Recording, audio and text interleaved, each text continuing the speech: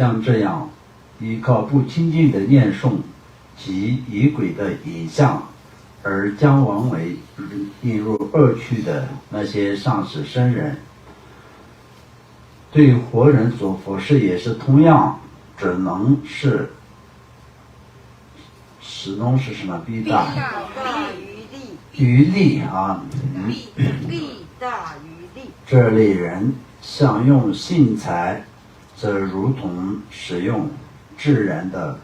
铁锤一般。享用信财、王财者，无论是上师还是普通僧人，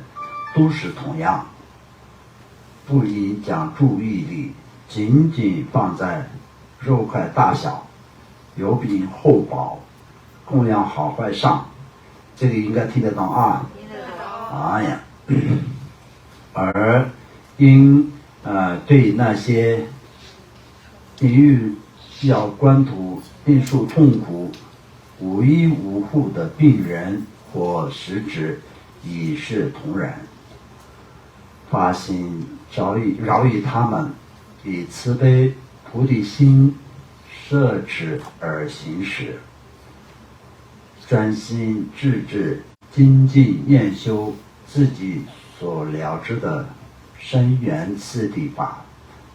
不能如实了知者，应随指此句意念意义，或者至少也应以慈悲心怜悯这些可怜的众生，对三宝的无机地势力升起信心、定解等身口意三门专一集中精进念诵。如果能够做到仪轨念诵音正清晰，发心清净，则依靠皈依处三宝之大悲力，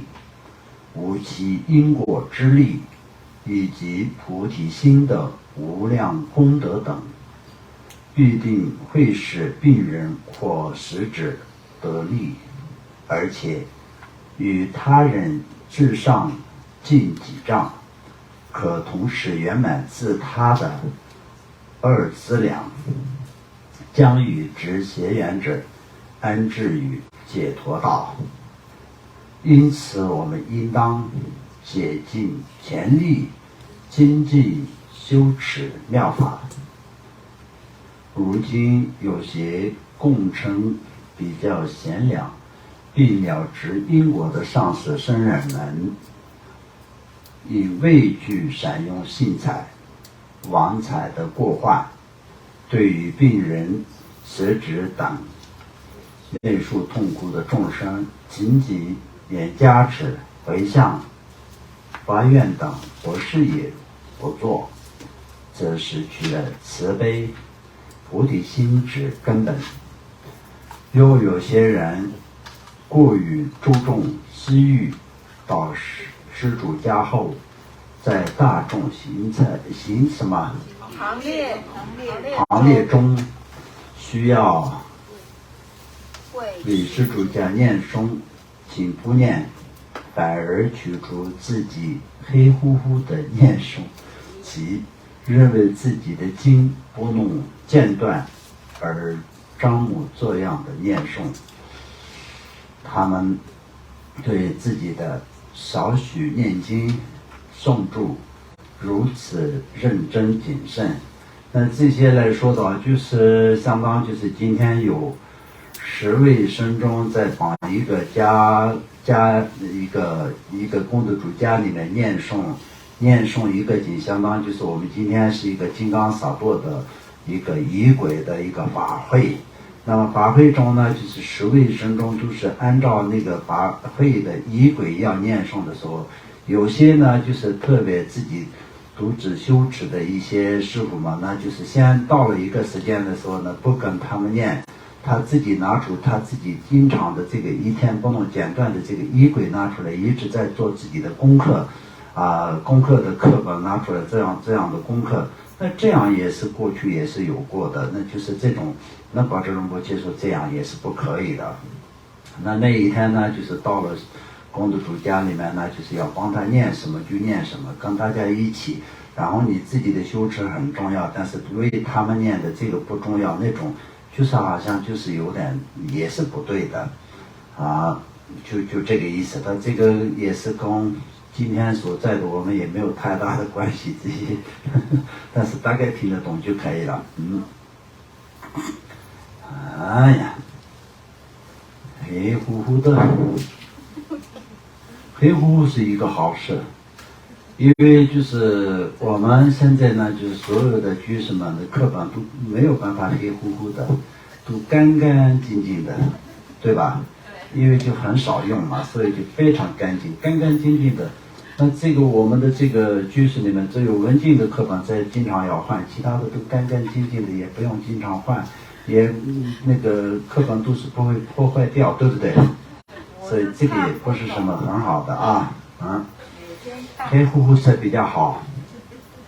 至少黑乎乎色人。但是我们的我们的会长他的这个他自己做功课的这个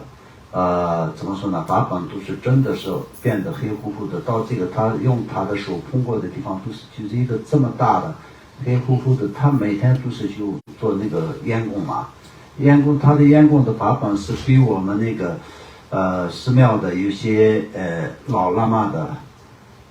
就是相当也是就是老喇嘛们的法本一样，就他的这个全部都是变的，就是好像就是已经是在寺庙里面修持的那些老喇嘛们的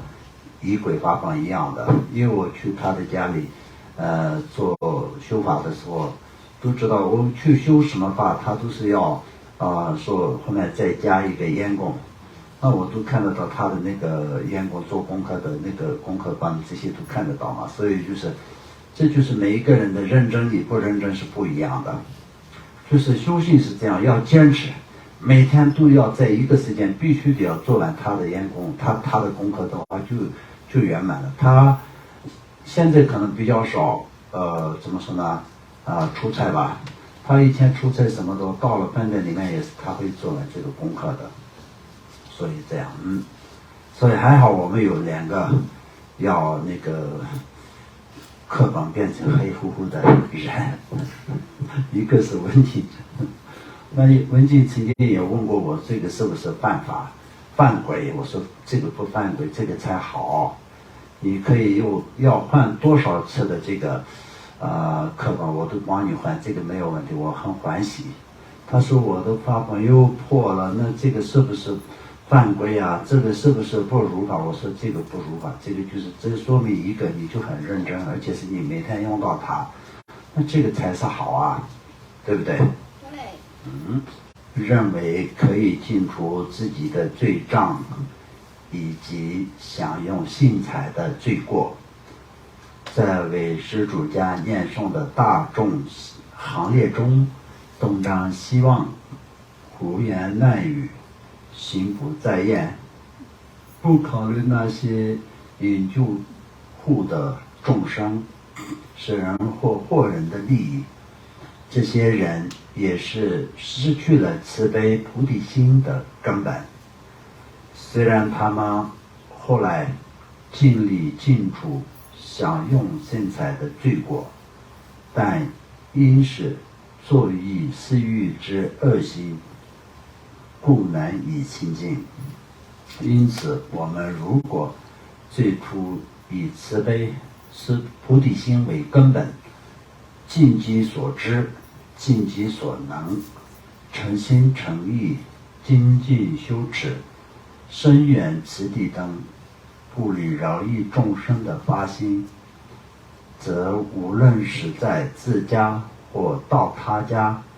观修深远此地，念经诵咒都无有丝毫差别。无论如何，都必须远离慈语之心，专心利他，这点都是相同的。